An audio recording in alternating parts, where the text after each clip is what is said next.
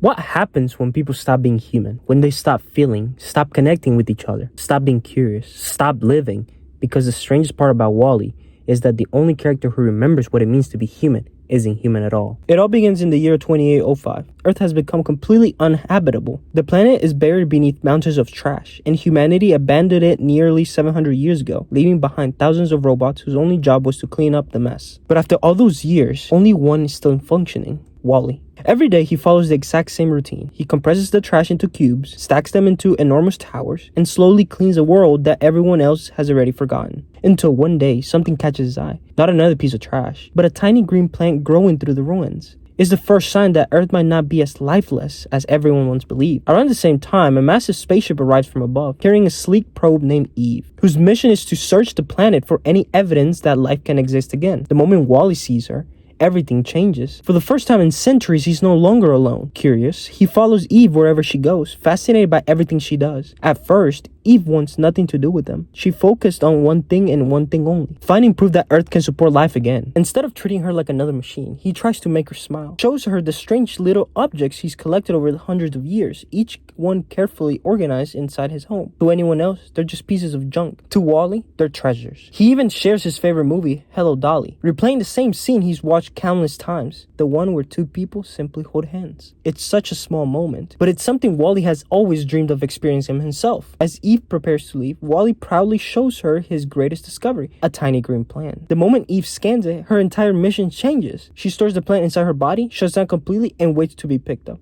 Confused, Wall-E doesn't understand what's happening, but instead of leaving her behind, he stays. Day after day, he protects her from storms, shields her from the elements, and patiently waits beside her. Eventually, a giant ship returns to collect Eve and take her back into space. Without thinking twice, he grabs onto the side of the rocket and leaves the only home he's ever known. The Axiom is nothing like Earth. Instead of towering piles of trash, everything is spotless. Every meal is prepared for you. Every decision is made for you. Every convenience imaginable is only a button away. Humanity didn't disappear. It simply became comfortable. At the same time, Wall-E refuses to leave Eve's side. Eventually, the captain learns about the small plant Eve discovered on Earth. Curious, he begins researching the planet his ancestors left behind centuries ago. For the first time, he sees images of oceans, mountains, farms, and blue skies. A world he never knew existed. The more he learns, the more one question keeps coming back: if Earth can support life again, why aren't we going home? But not everyone wants that answer. Otto, the ship's autopilot, has secretly followed an old directive for centuries: never return to Earth. Believing he's protecting humanity, Otto does everything he can to stop the plant from reaching its destination, even if he means fighting the very people he's supposed to serve. A chaos breaks out across the ship. Wall-E doesn't run away. He risks everything to protect Eve, the plant, and humanity's last chance to finally go home. He puts himself in danger to protect the plant, knowing it's humanity's only chance to return home. Eventually, the captain takes a stand. Instead of allowing the ship to continue drifting through space forever, he decides it's finally time to go back to Earth. A decision no human had made in centuries. Managed to place the plant inside the ship's holodetector, activating the sequence that will finally send Axiom home. Wall-E is crushed while trying to protect Eve. His body is badly damaged. Moments later, the Axiom finally changes course. After nearly 700 years, back on Earth, Eve desperately repairs him using the spare parts left behind in his old home. She replaces everything that was destroyed and finally manages to turn him back on. At first, it seems like Wall-E is gone. He doesn't even recognize Eve. He doesn't remember their adventures. He simply returns to doing what he was originally programmed to do. For a brief moment, it feels like everything they went through was for nothing. Eve gently reaches for his hand, the same gesture Wall-E had admired hundreds of times while watching Hello Dolly. Suddenly, his memories come rushing back. Wall-E recognizes Eve. The two embrace, and for the first time in centuries, Earth is no longer empty. We see humanity slowly rebuilding the planet they once abandoned. Not overnight, not perfectly, but together. But that's where I think most people misunderstand Wall-E. It wasn't trying to predict the future. It was showing us what happens when people slowly forget what it means to be human. The world of Wall-E didn't fall apart overnight. People didn't suddenly stop caring. They slowly traded curiosity for convenience, connection for comfort, purpose for routine. Little by little, they stopped doing the things that made them human. And that's the biggest irony in the entire movie. Wall-E isn't the one who changes. The humans are. Throughout the film, Wall-E does the same things he's always done. He finds beauty in ordinary things. He stays curious. He protects people he loves. He sacrifices himself for others. He never forgets how to care.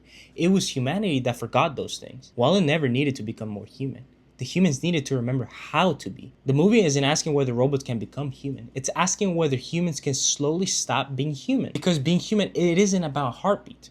It's about being curious, forming relationships, appreciating the little moments most people overlook, choosing to care about someone else, choosing to explore, making choices instead of living on autopilot, choosing to truly live instead of simply exist. That's why, by the end of the movie, the most human character isn't human at all. It's a small robot whose only job was supposed to be cleaning up trash. He spent 700 years alone, yet he never stopped wondering, never stopped caring, never stopped loving. And that's why WALL-E has remained one of Pixar's most timeless films. Not because it predicted flying cars, or robots, or even a planet covered in garbage, because it reminds us that no matter how much the world changes, our humanity is something we have to choose every single day. Because maybe the real warning in WALL-E was never about the future. It was about what happens when people stop feeling, stop connecting, stop being curious, stop living. And the only character who remembered what it meant to be human wasn't human at all. It was a little robot reminding us what we forgot.